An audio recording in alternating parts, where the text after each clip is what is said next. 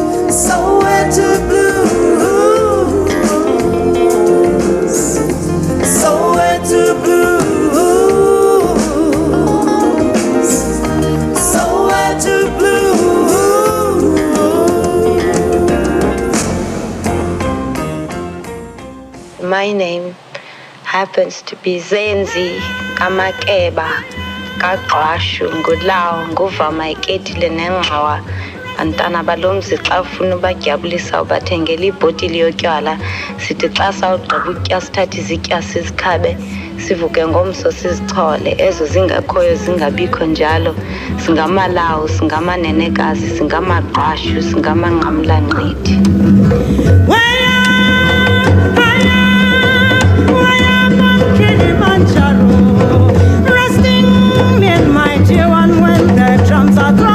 Time to go out hunting, Kilimanjaro.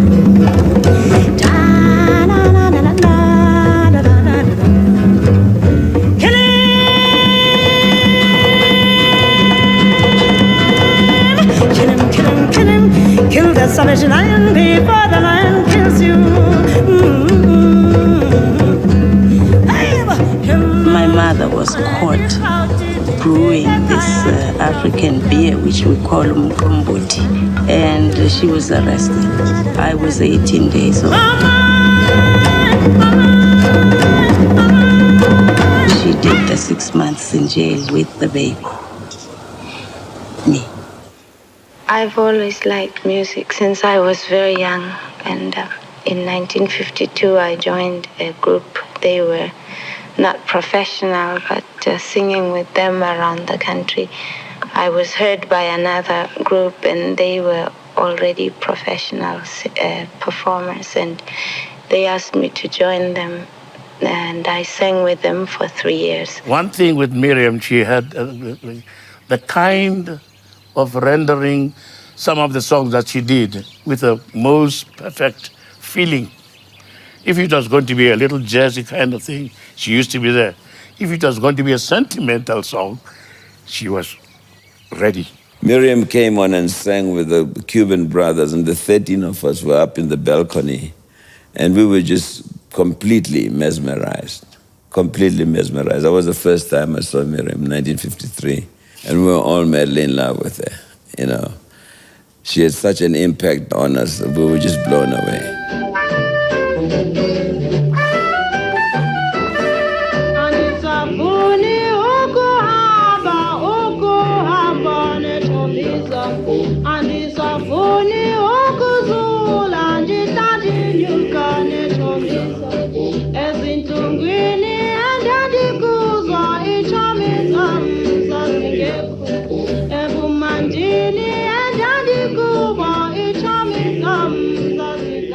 We were always saying, hey, there's Miriam Makeba, you know, and her and the Skylarks were just like the meanest dressers. I mean, they were the best dressed women in the country. And they wore like very high heels, and they just like, nobody looked like them. Even Marilyn Monroe couldn't get anywhere near there. The Skylarks was more for recording. It was a Gallo Records baby. It was during the era of the girl groups, all those girl groups from America.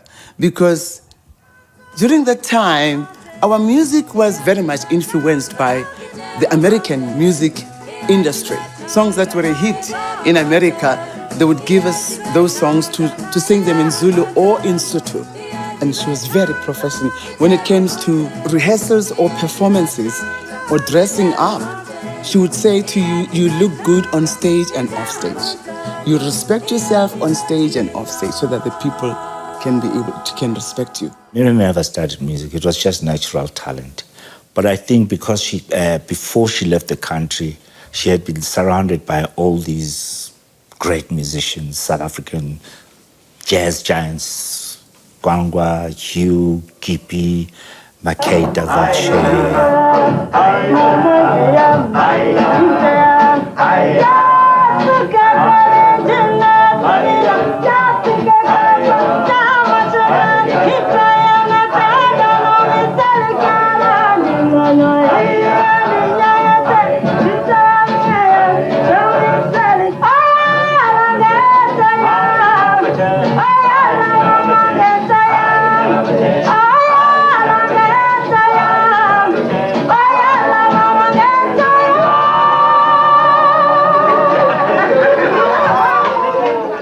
I love this place.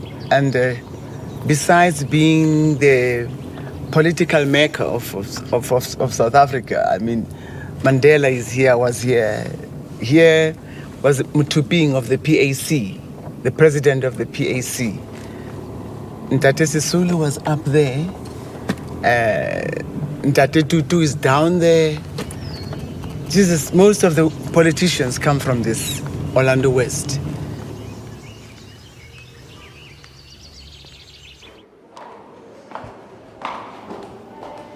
This was like the mecca. This was blacks only. Used to pack this place up. Where all the groups would perform. The Manhattan Brothers, Emily Kwenane, Miriam Makeba, Dolly Ratebe, the Skylarks, of course. Here could do zindot, sele yo twendlini. Here could do zamama lendo tumfazu seslumini. Here could do hem hisweli mali hem aisebenzi lendo tumfazu seslumini. Ingana zikwe kaya zjogwetezi nkuni. Here could do zamama lendo tumfazu seslumini. Aibo! There used to be a very beautiful nightclub in Elof Street in Johannesburg. I mean, exclusive. That was for the bourgeois, the real McCoys of this town. Money people, the hot and lot people. So we would go in and perform to these people through our kitchen doors with your little nice glitteries, and you'd go through this kitchen and onto the stage, finish your singing through the same way.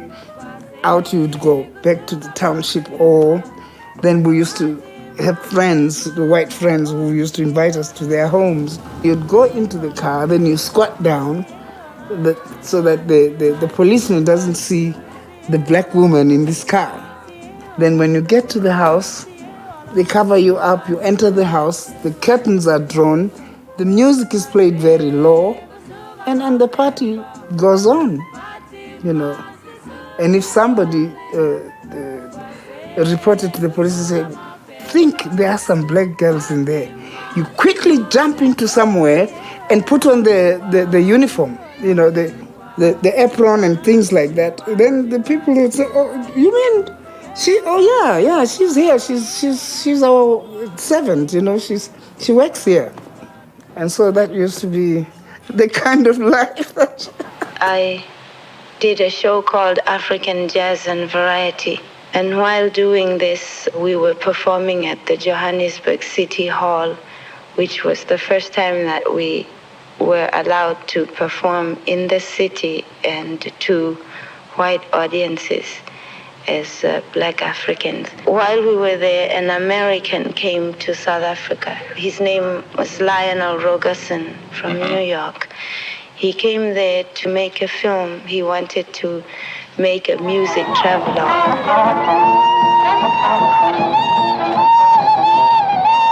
He would film certain things that showed the life of the African in South Africa living under apartheid, which is segregation.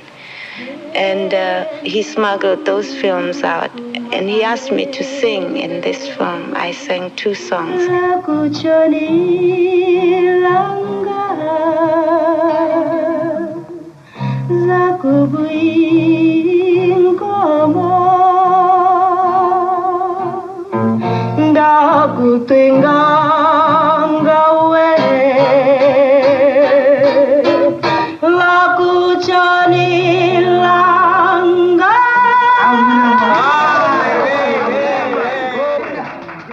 She left in early 1959 to go to the Venice Film Festival. The government didn't know, but as soon as that film won, Miriam was immediately banned. But her mother used to bring Sibongile to Doke House to prepare for Sibongile to go and join Miriam, who was already in New York by then and had big success.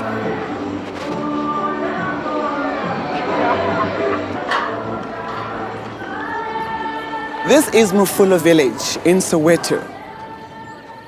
And this is the house where Miriam lived with her family.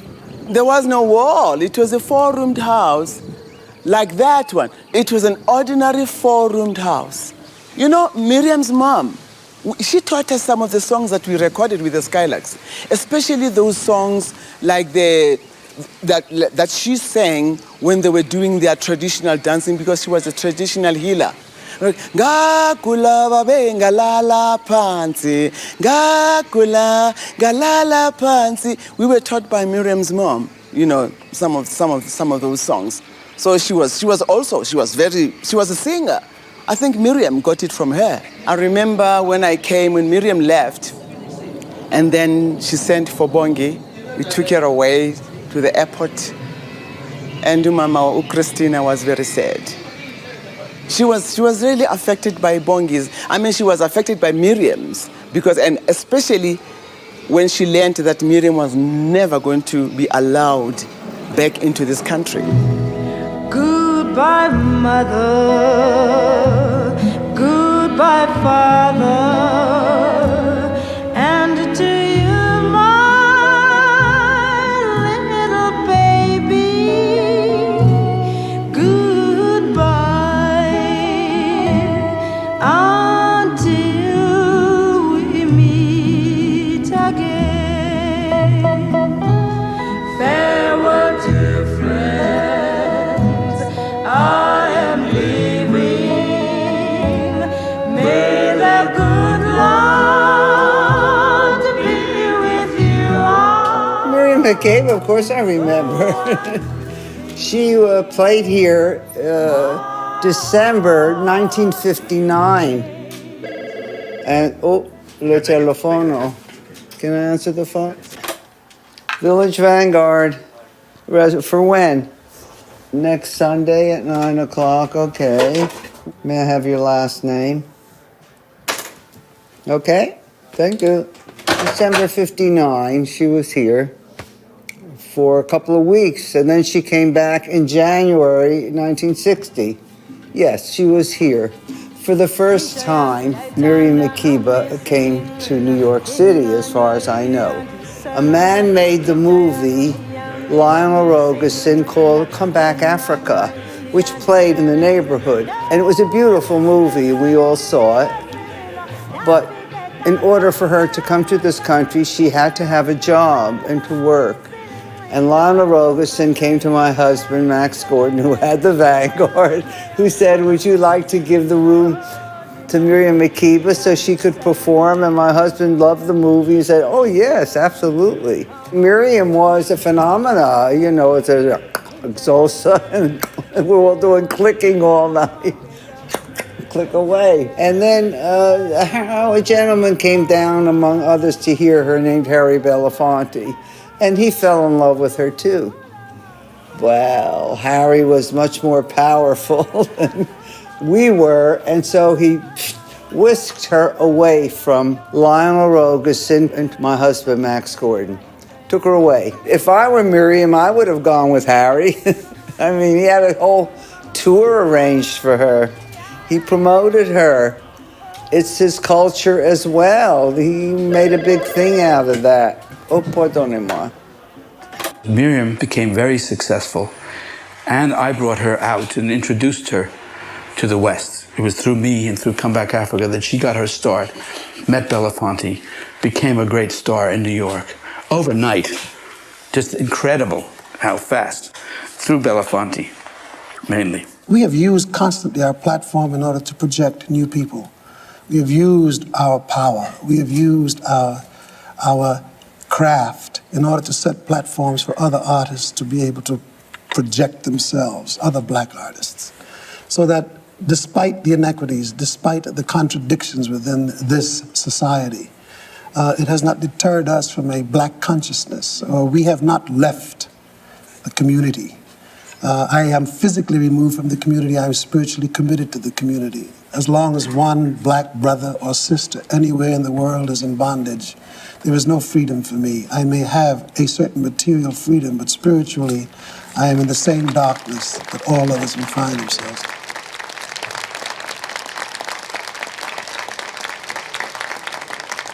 When I came to New York, Bongi had just come a few months before me. And I was going to Manhattan School of Music, so I was living with Bongi because Miriam was on the road all the time. I think to a certain extent, that's why our marriage didn't work, because we're more like brother and sister, you know. We're more like siblings. For her to meet Harry Belafonte, Sidney Poitier, Marlon Brando, when she was here, it's amazing. I mean, it's something that everybody will be dreaming of meeting and doing. So it is just, I mean, it's everything was there for her. And she has such a pride in her own culture that even if she sings any jazz tune, you always hear South Africa in there. In the last 3 years, I have made 2 trips around the world. And on both occasions, I was privileged to perform in most of the major capitals. While in these countries, I talked with and performed with many, many other artists. Some of them were wonderful, such as the artist you're about to see now. A young lady from South Africa, Miss Miriam Makeba.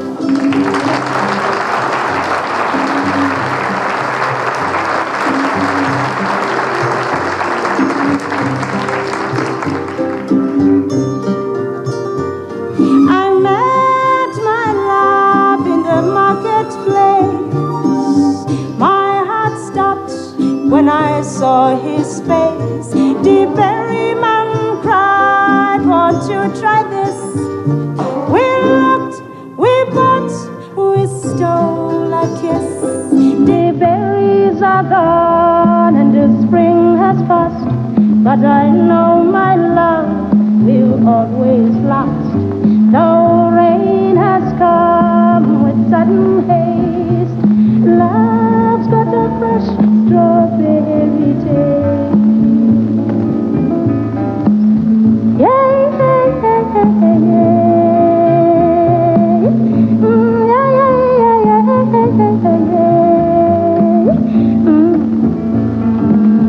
Yeah, yeah, yeah, yeah, yeah.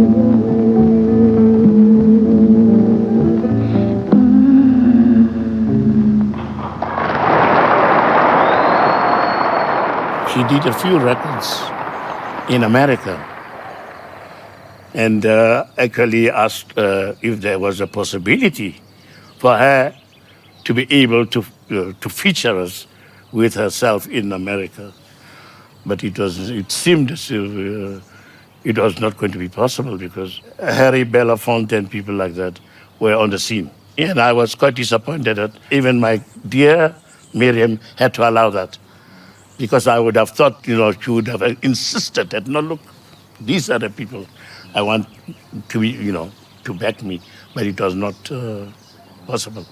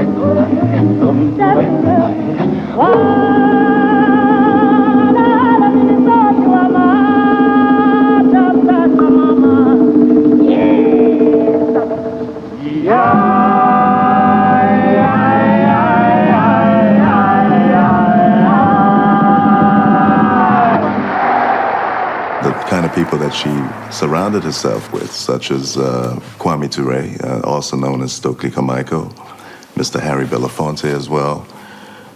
They always gave her advice, and they always said, never forget where you came from. You know, that was always something she always had engraved in her mind, to always remember where she was from. You know, my brother, there's no faster way you can send a message than a song. So Miriam spoke and Miriam sang about what was happening in this part of the world. And really, in her little way, as the people think it was little, it was mighty. Because the people that heard her say these things began to want to know what is really happening around South Africa. Kauleza is a South African song. It comes from the townships, locations, reservations, whichever, near the cities of South Africa, where all the black South Africans live. The children shout from the streets as they see police cars coming to raid their homes for one thing or another. They say, Kauleza mama, which simply means, hurry mama, please, please don't let them catch you. Kauleza mama, kauleza mama, kauleza mama, kauleza mama, kauleza mama, sheshi sabo. There's one statement she always phrased. She always said, I do not sing politics, I merely sing the truth.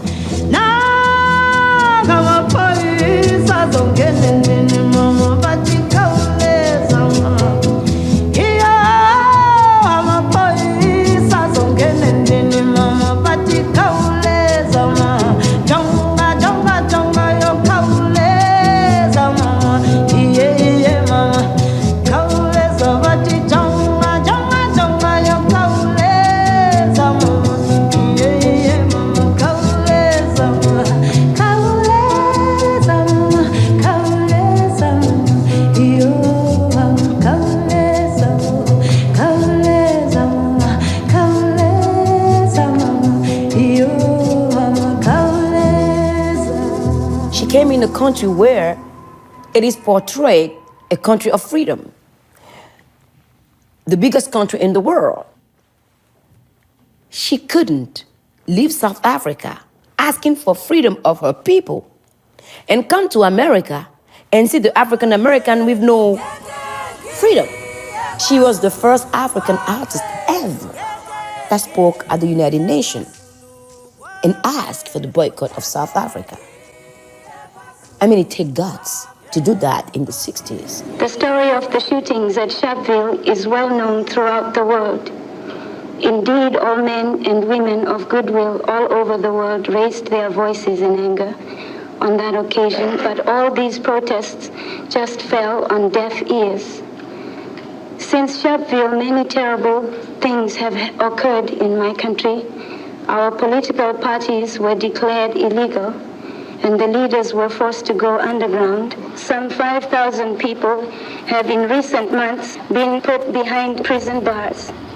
Among those who have been jailed and detained or restricted are many of our prominent leaders, which include Nelson Mandela, Mrs. Lillian Ngoyi, and only last week, Mr. Walter Sisulu.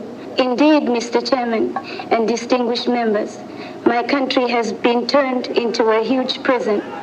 This, therefore, does not leave us with any option but to ask the United Nations to take positive action against the South African government, calling for a complete boycott on South Africa and especially the sending of arms by outside powers to South Africa. Thank you. She was playing for humanity. She wasn't dividing, she was unifying. She was known as the flame of unity and cultural diversity. She read that speech, which really damned the South African government even further. At that time, I think she felt much stronger about it because she couldn't come back to come and bury her mother who had died shortly after she left. My records, for instance, have been banned since 1962. In South Africa, they don't sell them anymore. People who have them just have to play them privately and hope that nobody that shouldn't hear them hears them. So then she was banned for the second time. Oh, la la la. Oh, la la la la la.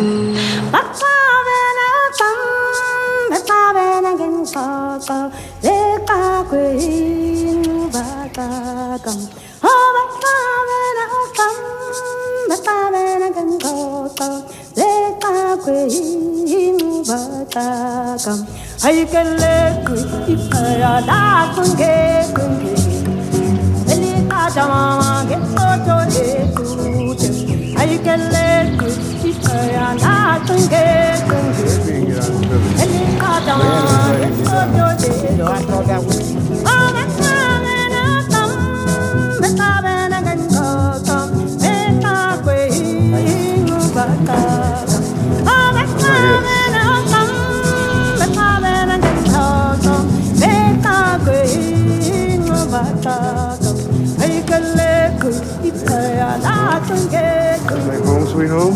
Like home sweet home. I'll get a beer. Well, I got a call from Hugh Masekela one early morning. I think it was a Saturday morning early. And I had just gotten home from the after-hours joint. Anyway, I got there. That was that very same day, Saturday, I went for the audition. And Savuka happened to be one of the people auditioning. And then Savuka picks up the accordion. And he starts to play some, and I had never liked the accordion. I had no reason to, same here. Until I heard this guy play. I said, oh wow, I said, this is not just an accordion. It's no circus.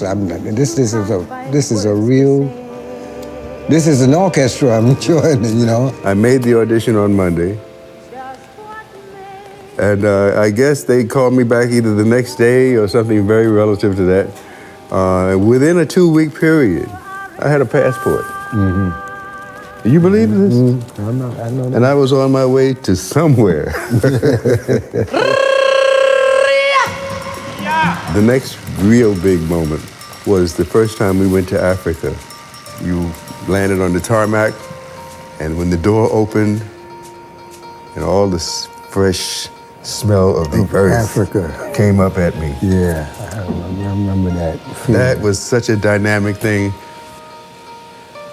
You know, I mean, if, you know, I just can't describe. I mean, we did quite a bit of this, you know, caravan. One period we got stuck in the mud. You know, we were going through this field. For whatever reason, we were going through a field rather than being on a road. But then Africa is Africa, so the point is to get from here to there. So we get stuck in the mud. But she's trying to help. She's trying to tell them how to do this.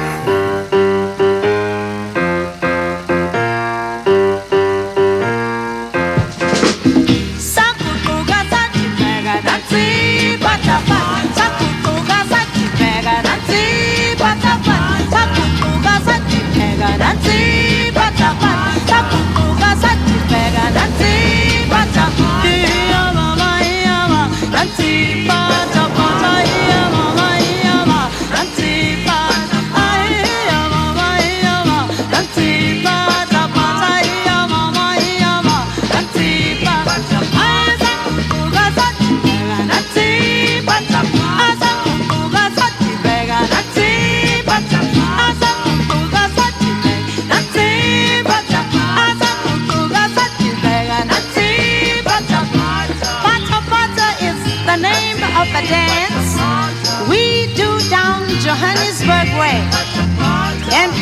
everybody starts to move as soon as Pata Pata starts to play.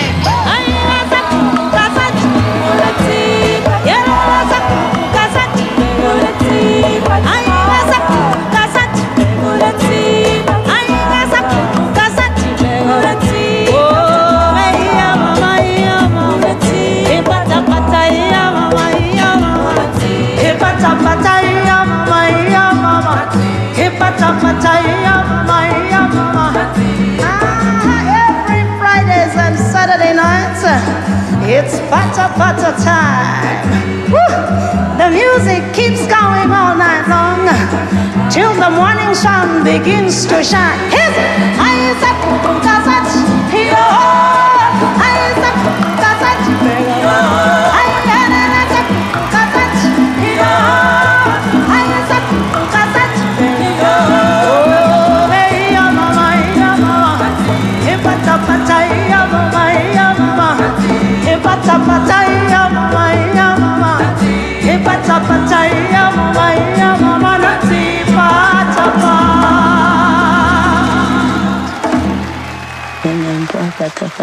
Vous n'aimez pas? C'est une chanson qui n'a aucun sens. Parce que ça parle de danse, une danse qui s'appelle le pata pata chez nous. Mais malheureusement, ou heureusement, je ne sais pas. Malheureusement pour moi, c'est pas une chanson which has a deep meaning. I would have preferred another song to be popular than Pata Pata. But then people choose what they want, so. In a lot of the places, especially in Africa that we went to, she was treated like royalty. Well, that's true. That's true. And actually, she really was. You know, the streets were lined with people for miles. And periodically, we had to stop so she could greet people, and they also had presents for her. She went to Tanzania, and the president of Tanzania at that time, Julius Nyerere, was a believer in African people regaining the language and teaching the language in school with other languages. And the fact that Miriam always sang in so many different African languages pleases Mr. Nyerere. She heard Malaika, and she learned it, and she recorded it. Malaika, nakupenda malaika. Malaika, nakupenda malaika. Ningekuoa maliwe, ningekuoa ndugu. Nashindana malezi nawe, ningekuoa malaika. Nashindana malezi nawe, ningekuoa malaika. Thank you, sir. Merci beaucoup. She went to all the camps, in Morogoro and in Zambia and in Tanzania.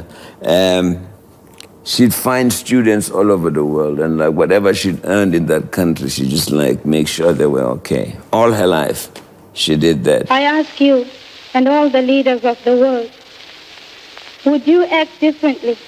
Would you keep silent and do nothing if you were in our place? Would you not resist if you were allowed no rights in your own country because the color of your skin is different to that of the rulers? And if you were punished for even asking for equality? I appeal to you, and through you to all the countries of the world, to do everything you can to stop the coming tragedy. She was the glue between all the presidents. Everybody just idolized her. Sekou Touré of Guinea, Jomo Kenyatta of Kenya, Julius Nyerere of Tanzania, Lumumba had died just being crazy about him, Houphouët Boigny, of Ivory Coast, Léopold Senghor of Senegal. These were all people who was just so close to it. I've never known anybody in history or at any other time who had such close ties with every African president. When you see an individual white boy, you're not afraid of that individual white boy. What you are afraid of is the power that he represents. Because behind him stands the local police force, the state militia, the army, the navy, the air force. When you see an African, there is no power behind him. There is no one speaking for his interest. There is no one to protect him. Stokely Carmichael was a very brilliant student from New York. His family came from the Caribbean. He went to Howard University, which is a prestigious black university in Washington, D.C.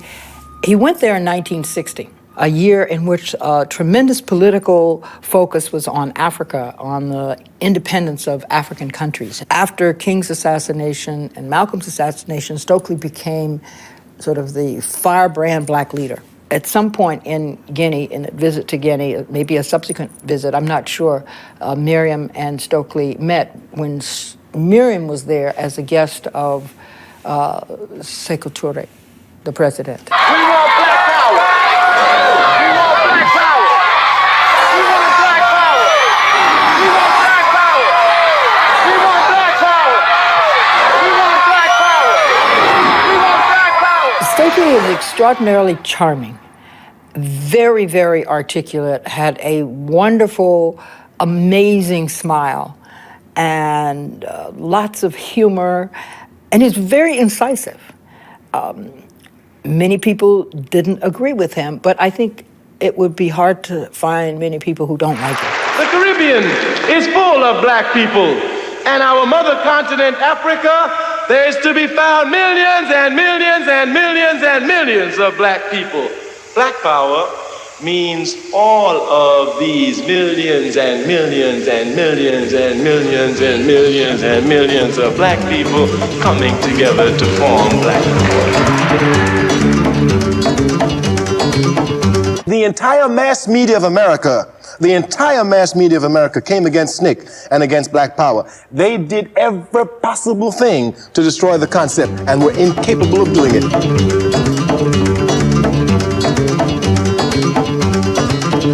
We're not going to win this struggle today. We're not going to win it tomorrow. This is a struggle. This is a long struggle. We're fighting a struggle that has been taking place for 500 years, and even way beyond that. We're just a small part of that struggle.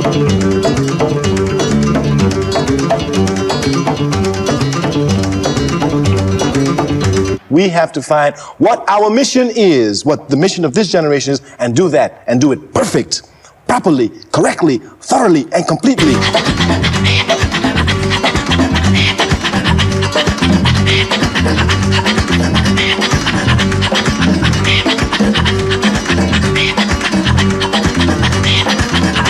There is nothing we cannot do. All we got to do, as the Honorable Marcus Garvey said, is get up and do it. We're a mighty race. Up now, you mighty race.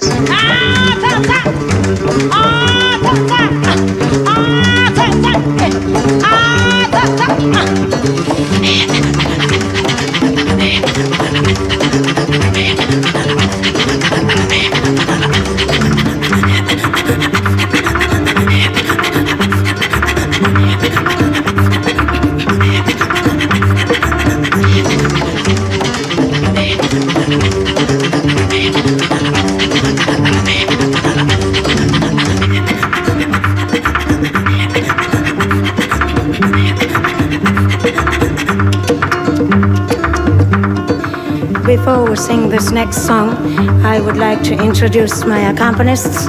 On bass, we have also the man who writes most of my English songs. He comes from the United States, Mr. Bill Salter.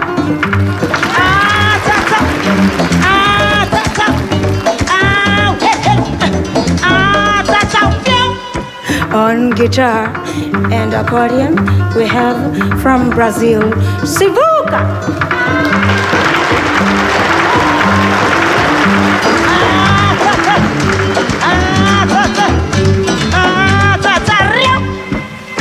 On second guitar, we have from the Republic of Guinea, in Sigiri, Kemoko Kuyate.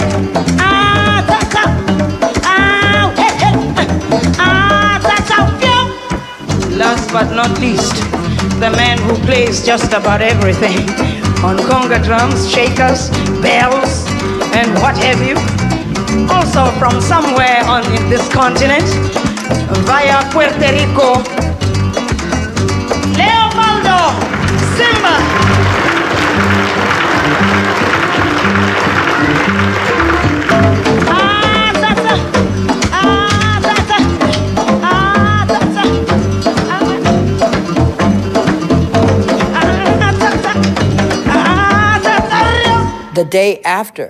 The day after they're married, which is your honeymoon. This is the time to be celebrating. The day after, she discovered that all her concert dates in the United States had been canceled. I remember being in a car with Stokely, and he pulled up to the FBI. He said, "Well, I'm leaving now. I'll be back in such and such a time." But they were always right there. Where they lived. We have problems everywhere. Sometimes people send us threatening letters, and some send very vulgar letters and tell us, "Nigga, get out of here and go." So there's nowhere to run. We just have to stay wherever we are and fight to liberate ourselves.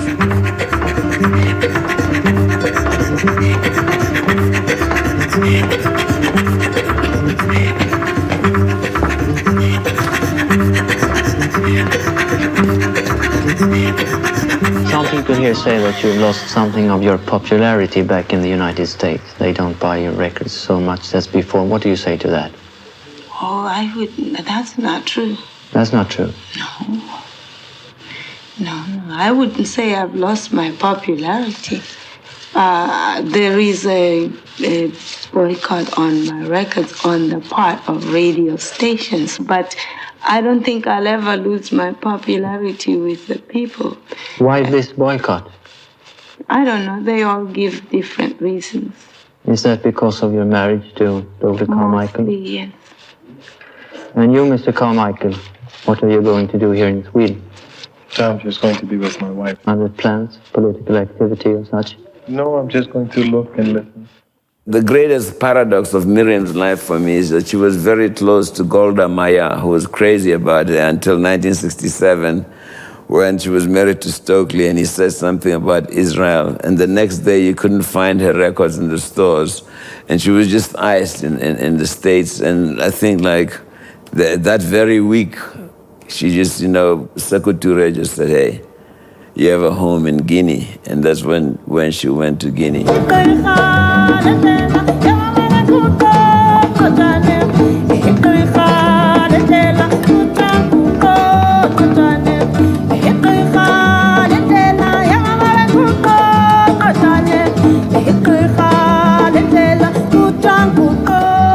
Because Stokely was so outspoken, a lot of people at the time canceled my shows, saying they can't feed the hand that bites them. So I left and went to Guinea with Stokely, and we were married for 10 years.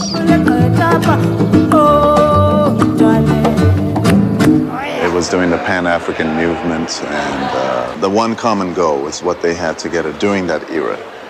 She felt she was part of that, and she was a soldier in any aspect in terms of transferring the message of unity, Africa, and just many other aspects of the continent. She was always there.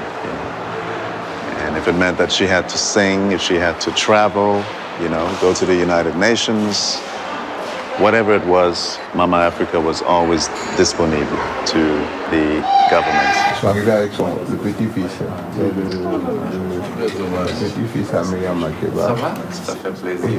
Miriam Makeba était donc au centre du combat du peuple de Guinée et des autres peuples d'Afrique qui luttaient pour l'indépendance ou le départ de la tutelle étrangère. Voilà donc une rencontre politique, idéologique, qui a fini par se muer à une profonde amitié entre Sékou Touré et Miriam Makeba, et d'autre part, l'acceptation par le peuple de Guinée de Miriam Makeba comme une de leurs héroïnes nationales. Our next artist is one of the most magnificent talents of our time, and I take great pleasure in introducing to you Sister Miriam Makeba Carmichael. Really great. Probably everybody wants to know how Stokely is. He's well, he's alive and well in Conakry.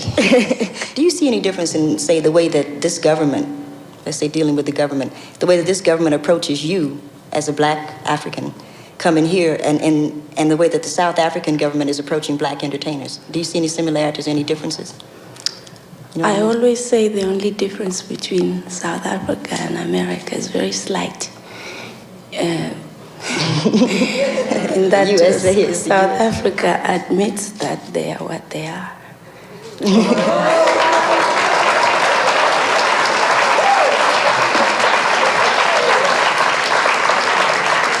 So in a way, you know who to deal with. So you don't have to be guessing. You have a couple of children. I have one child. She's 20 and she has 2 children. Her name is Bongi. She writes some of my songs. She writes some of my songs. She has a little boy whom she named Lumumba, and she wrote a song about him. And now she has a little girl whom she's named after me. She called the little girl Zanzi. Oh, wow. That's my Xhosa name. You know, it's been almost 24 years I've not been here. Conakry will always remain as a home to myself and my sisters, auntie. Our mother was buried here, and my brother was buried here, and the late, great Kwame Ture, also known as Stokely Carmichael. Just the hospitality of the people. As I said, I would cherish that for the rest of my life. It wasn't about the outlook of what the place looked like, not the superficial look and all of that. It was basically about true human relation, brotherhood, sisterhood, etc. When we used to run around barefoot, you know, somehow I feel that that energy went into our feet, you know, and it always had us coming back here. We just kept coming back. And to my grandmother as well, being so far away from home over 32 years, there was no other place that she could call home but this place.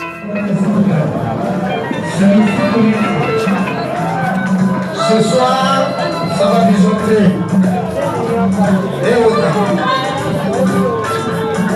Toujours 3 coups du monde avec Mika Kaurismäki et Miriam Makeba. Voici, face à face, Mika Kaurismäki et Papa Kaurismäki ce soir.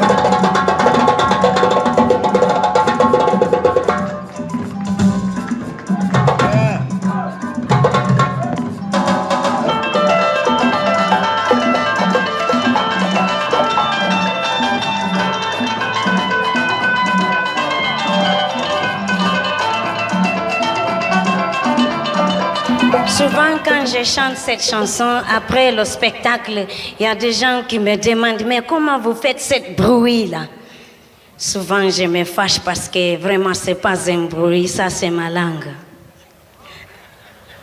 Mais je comprends qu'il ne comprend pas.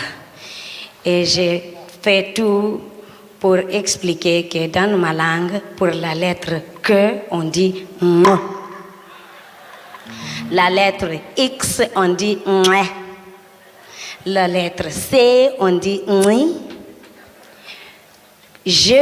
Que, on dit « que ». Les colonisateurs de chez nous, en Afrique du Sud, appellent cette chanson « click song » parce qu'eux, ils ne savent pas dire « ou on retourne ».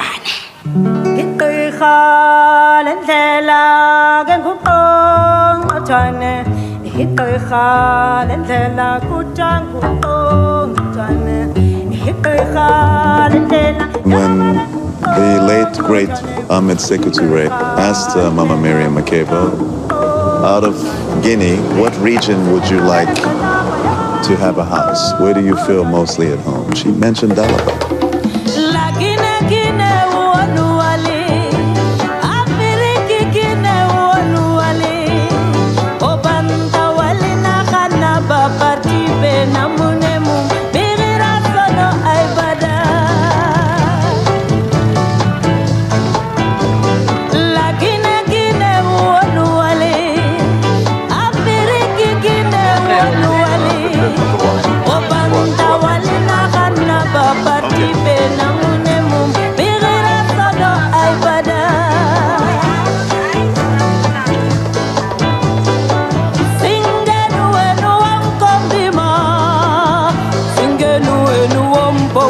mama Kosiko kabioro ya sasola kinetui Birimbara findi tokerena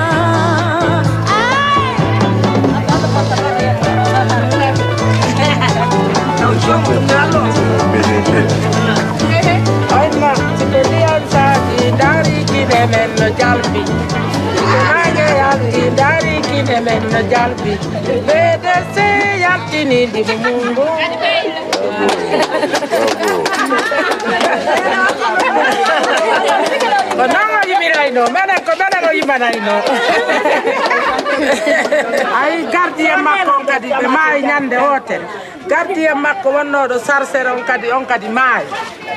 Ta maman encore est décédée? Elle est décédée aussi, oui, Bongi. Je la connais. En 85, oui.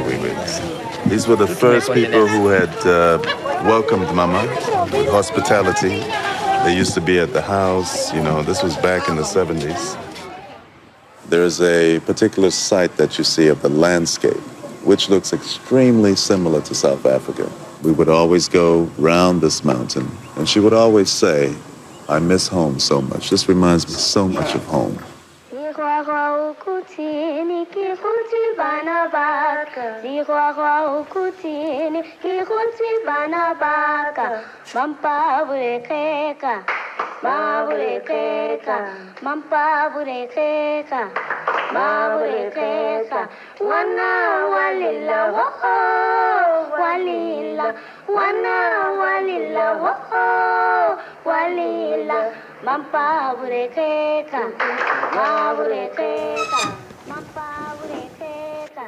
It's the master room.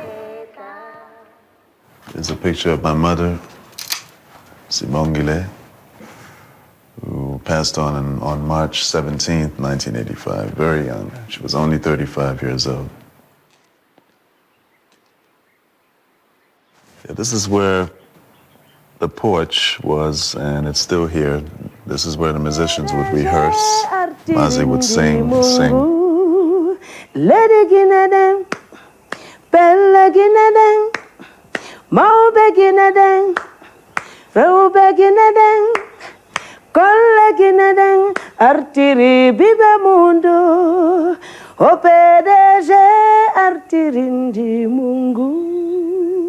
Je ne peux plus continuer parce que Papa Kouyaté n'est pas là.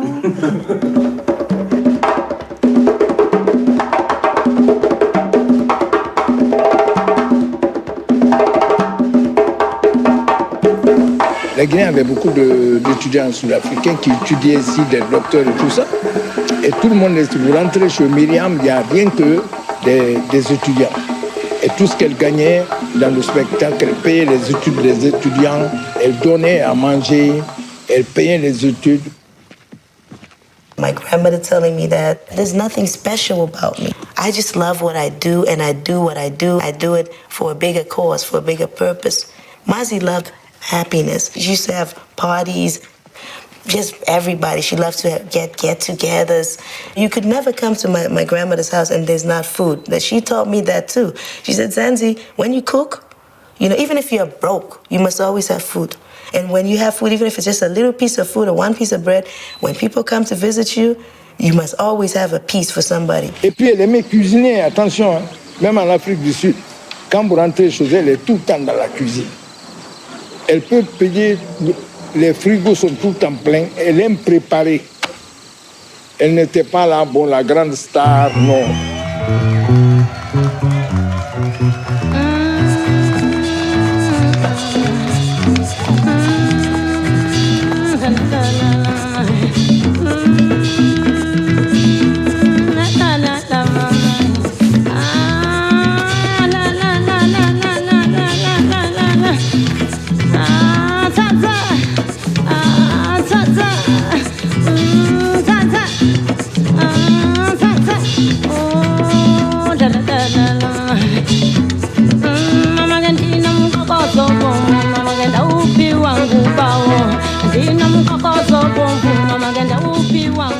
Elle représente le peuple noir en Amérique, le peuple noir aux îles de Caraïbes, le peuple noir en Amérique du Sud, le peuple noir en Afrique, surtout l'Afrique du Sud, notre pays, et Namibia, qui ne sont pas libres d'abord.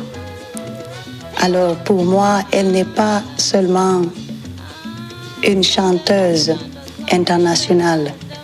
Elle n'est pas seulement ma mère à moi-même, mais elle est la mère de l'Afrique.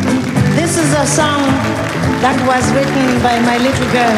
It was in Mozambique that I first heard the words in Portuguese, a luta continua. When I came back, I told Bongi all what I saw. I said, write me a song. She wrote the song. We have the habit of dedicating it to the people of Mozambique and to their vanguard party, Frelimo, and to the beloved Samora Machel. Maputo, Maputo, home of the brave, our nation will soon be as one. Frelimo, Frelimo, Samora Machel, Samora Machel as one.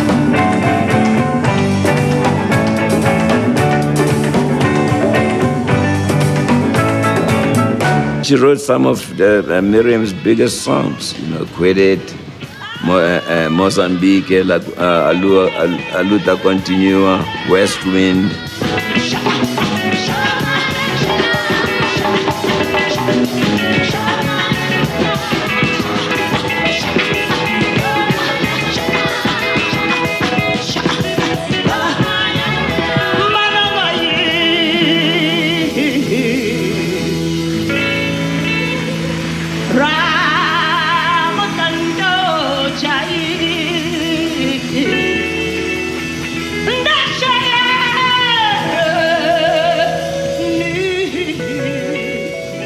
We're supposed to be 4. My 2 other brothers passed away, so they are buried in Guinea. Elle m'a fait un enfant. L'enfant, s'amusant, a pris des comprimés.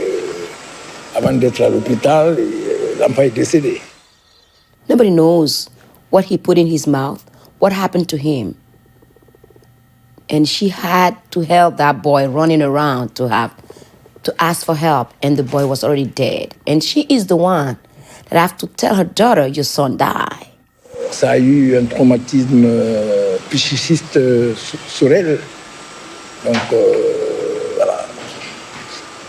Bongi n'a plus été Bongi d'elle-même. I mean, when you're a grandmother, you're not supposed to bury your grandson. You're not even supposed to bury your own child when you're a mother. Bongi est morte dans mes mains. Elle avait fait une fausse couche. On l'a hospitalisée à Ignazdine. Et elle est morte là. The day she passed away, when I heard she passed away, I cried like a little baby. But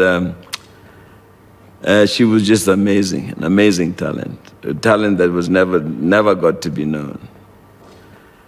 Everything was sudden. I mean, it took a long time for them to acknowledge to us that she had passed because we were quite young. We were kids, and I think they didn't want to let us know during our trip coming out here that she had passed. I remember suppressing my feelings.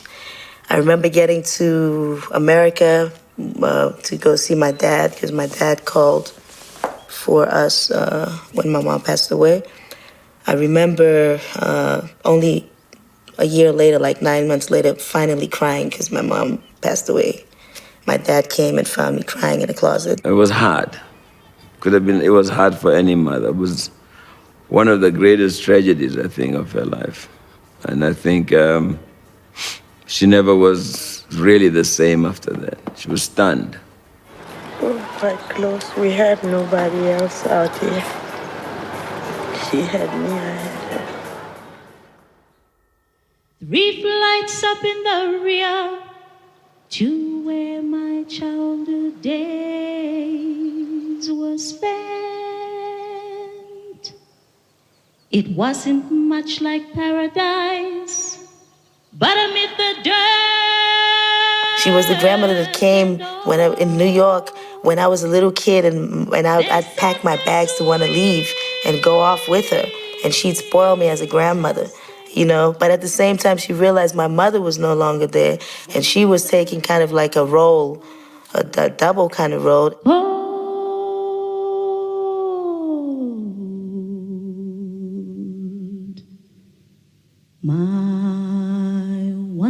Music is a healing. Yeah, she talked to me about that. As you know, my great-grandmother, her mother was a sangoma. My grandmother was also a sangoma. My mother was a sangoma. I have the same thing. That's what I've been told by the family, by her. Sangoma is ingoma is what? It's a song. You know, they sometimes say you don't have to be, you become a healer and do something else but healing people. So Miriam was a healer through her music, not through herbs like her mother was. Her mother did it with herbs and she did it with her music. Por amor a deixar tanto changuema, Senhor, já nem sei se o amor não aguenta bastante pra sofrer. Eu já sei o que vou fazer. Vou fazer uma oração, vou cantar para ver se vai valer. Laia, ladaia, sapatão na minha Maria. Laia, ladaia, sapatão na minha Maria. Oh, meu santo defensor, traga o meu amor. Laia, ladaia, sapatão na minha Maria. Laia, ladaia, sapatão na minha Maria. Se é fraca a oração, 1000 vezes cantarei. Laia, ladaia, sapatão na minha Maria. Laia, ladaia, sapatão na minha Maria. Laia, ladaia, sapatão na minha Maria. Laia, ladaia, sapatão na minha Maria. Laia, ladaia, sapatão na minha Maria. Laia, ladaia, sapatão na minha Maria. Vendredi dernier ont lieu à Conakry, capitale de la Guinée, les funérailles de Sékou Touré. L'intérim gouvernemental est assuré par le Premier ministre Lansana Béavogui, un intérim de courte durée. Ce matin, un comité militaire de redressement, autrement dit l'armée, a pris le pouvoir. La Constitution suspendue, les aéroports et les frontières fermées, les liaisons téléphoniques coupées et un couvre-feu a été instauré. Quand il y a eu la Deuxième République, en 84, les militaires pensaient qu'il y avait des opposants donc qui étaient cachés chez elle. Ils sont venus, mais c'était des copains à moi. Ils ont fait semblant de chercher, mais ils ne cherchaient pas en fait. Mais elle a eu peur. Et quand elle est allée à l'aéroport, on a dit « Madame, vous ne pouvez pas partir ». Elle a eu peur. Elle avait acheté une maison en Belgique. On allait tout le temps en Belgique. Elle était plus fréquente en Europe qu'ici. So when my record company posted me to Brussels to go and work there, I suddenly heard that she was in town. I was so happy that, you know, and she came to the studios to see us work. And I had some of my colleagues from South Africa. And every day without fail, she'd bring us food to the studio. Or she would invite us to her place. She's a person that went through a lot of pain. But geez, when she takes that microphone and she's on stage, man, the pain is gone. The pain is gone, and all she does is to just give to people. And that is the thing that, for me, is the essence of Miriam Makeba. In 1959, she began a world tour, and when she attempted to return home, 1 year later, she was refused readmittance. She's been a political exile now for 27 years. Miriam Makeba.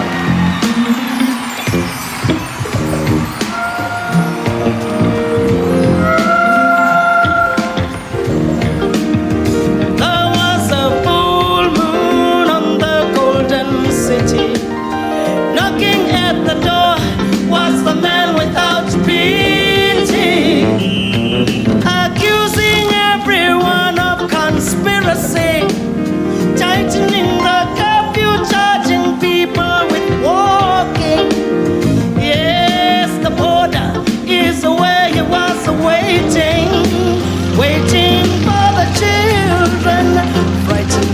running.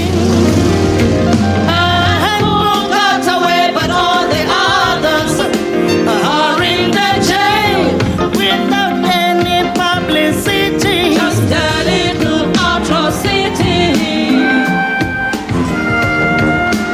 deep in the city. Soweto blues, Soweto blues, Soweto blues, Soweto blues.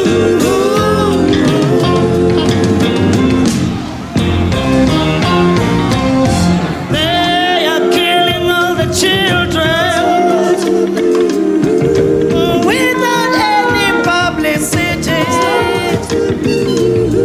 Oh, they are finishing the nation while calling it black on black. Ah, yeah, la mama, Soweto blues. Yeah, la mama, Soweto blues.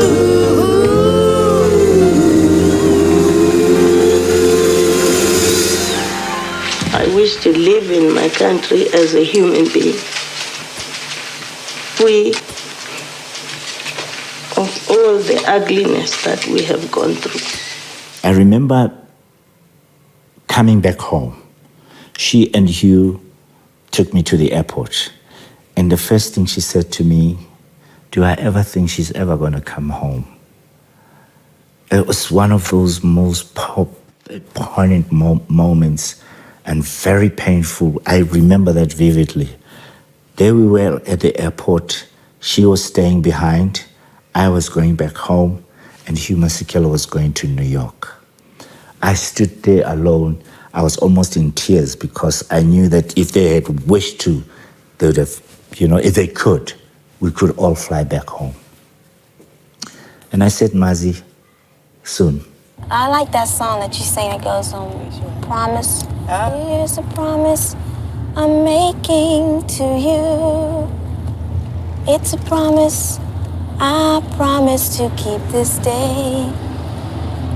Be my lover, be my darling.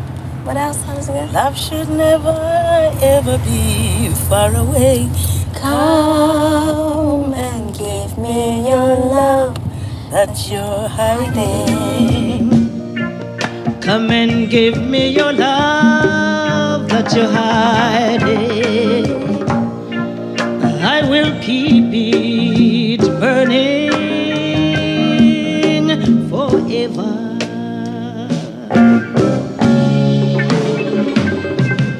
The only thing that makes me to be able to go on living with this pain that I feel from being away from my home is the fact that I know I will go home someday soon. I will never leave you ever. We should always be together till the end. There have been promises, and we hope they'll be realized. I often say that I don't know why I was banned, and I don't see why I should be told what to do after all these years. And as our leader Nelson Mandela said, he will not be released from his prison while his people are still in prison.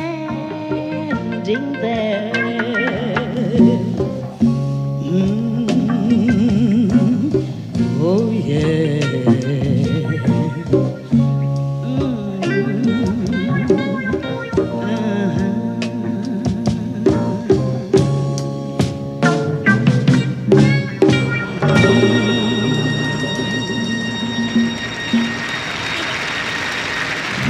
And then we had this noise and the screaming, the cars hooting, people ululating. And then we said, oh my God, another June 76. And then we ran to the security guy to make sure that the doors were locked, you know. And then we said, what is it? Do you know what is happening outside? He said, no, Mandela is being released today. I've always wanted to come home. Of course, I couldn't, but when President Mandela was released, you know, the whole world was waiting in front of their televisions, and I was one of them. I was in Brussels when I saw him walk out of there. I can't tell you how I felt. I just went on my knees and I cried and I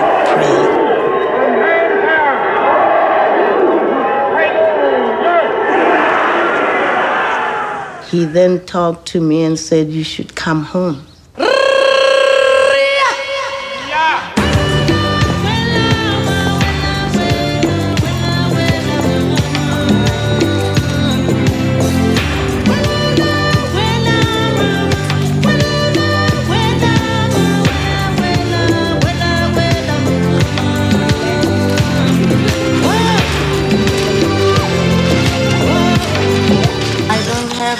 Much of the family left. My mother and my father died.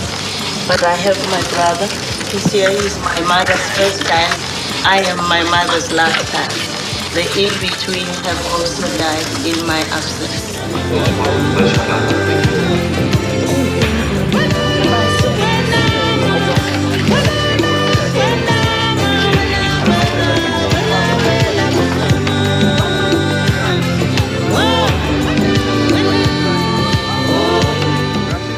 When I came home for the first time, I went straight to my mother's grave and I sat on it and I talked to her. I felt like I was sitting on my mother's lap. And I talked to her and I told her how sorry I was that I was not here to see her to her resting place. And I felt very good. It was the beginning of the healing of that wound.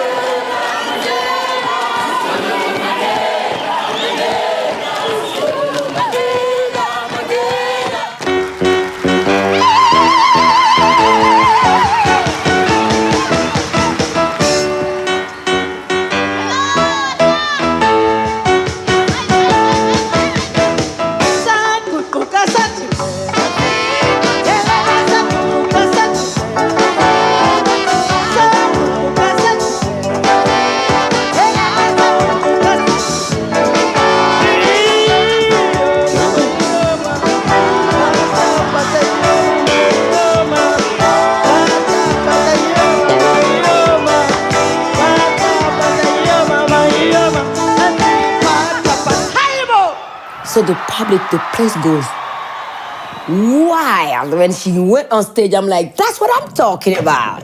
And that is Miriam. The people in South Africa start discovering Miriam when she came back.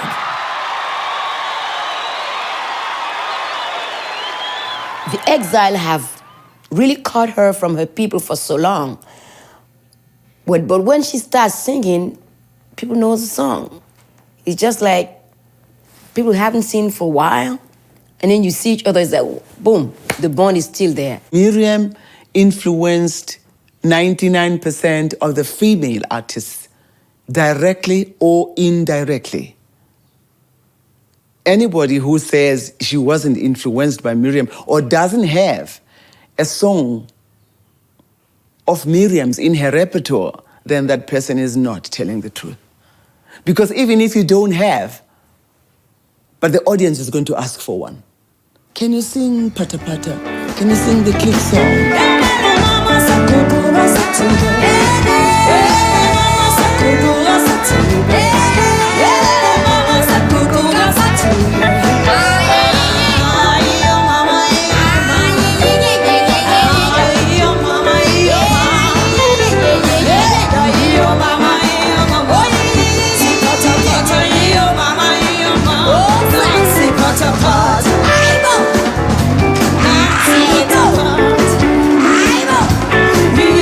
Pata Pata.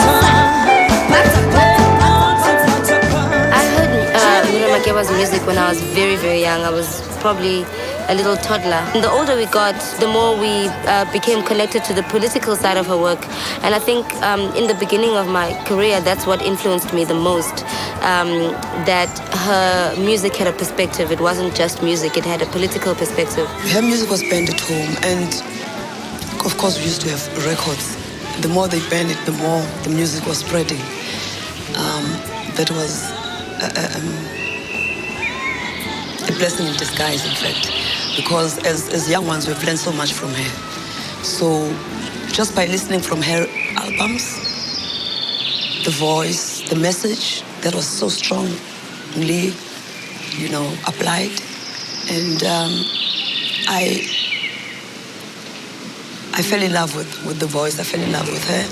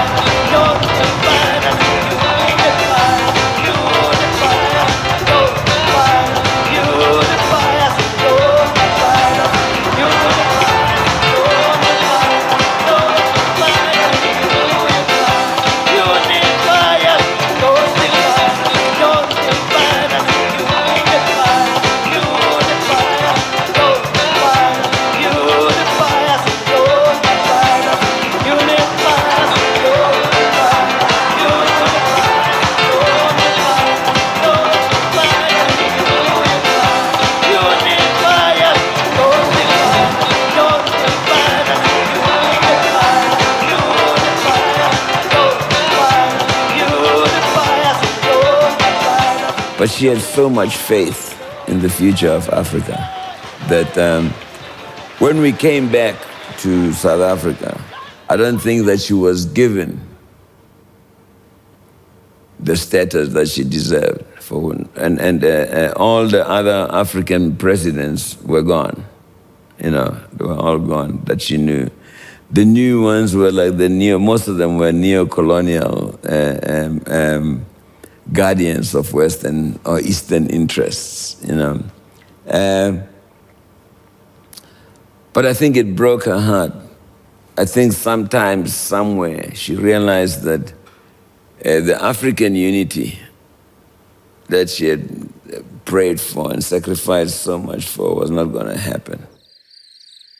I feel that she's here. The pain doesn't go away, but every day it gets easier. I would think I was angry because I was supposed to be with her in Italy. Immediately when I was supposed to get into the car to go with her, there were people there. She was like, "No, Zenzi, I don't think you should go. I think you should stay."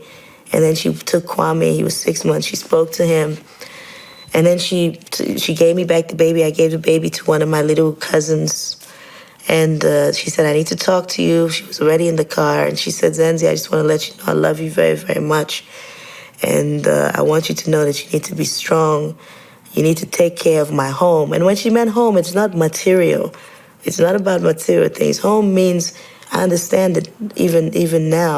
Home means whatever one is going through for these past years. It means everything that you read. I want you to make sure you take care of her legacy. Mama died on November 9th. Yesterday we had a gathering with family and few family friends.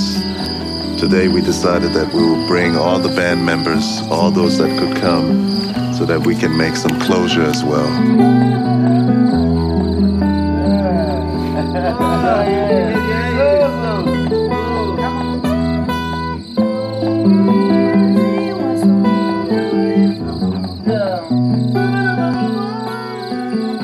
And then she said to the people, you know what? I want you to remember these guys. She said, and remember their names and their faces. And their faces. With or without. And she said, I want you to applaud them, to keep on applauding them with or without me.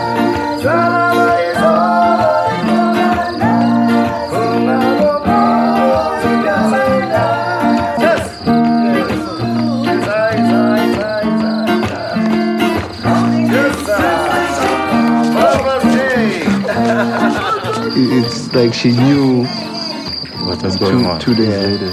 2 days later, went to Italy.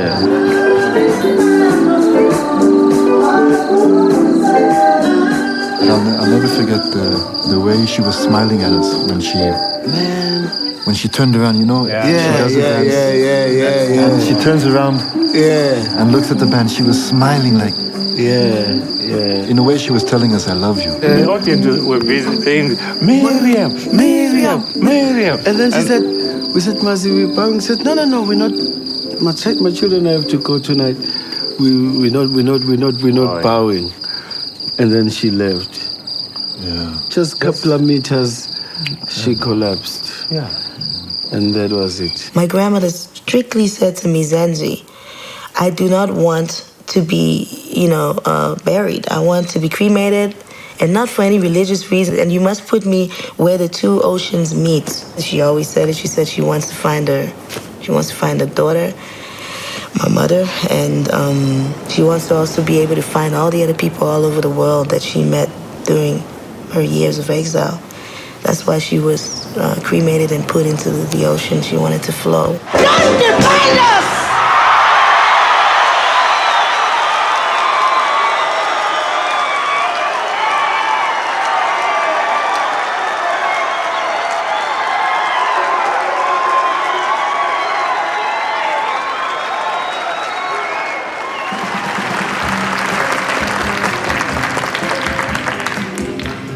Thank you so much, ladies and gentlemen.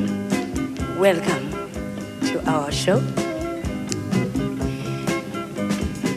My French is not very good, but I'll try. On vous remercie beaucoup, mesdames et messieurs, et on vous souhaite la bienvenue. Et notre prochaine chanson est une chanson qu'on aime beaucoup. Et dans le monde entier, et il y a les gens qui nous aiment et il y a aussi les gens qui ne nous aiment pas.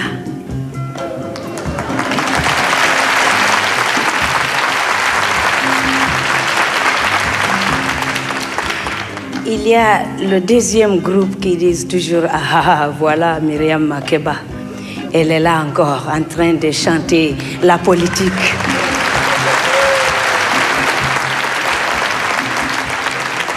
Mais j'ai une bonne réponse. Je le dis toujours que je ne chante pas la politique, je chante que la vérité.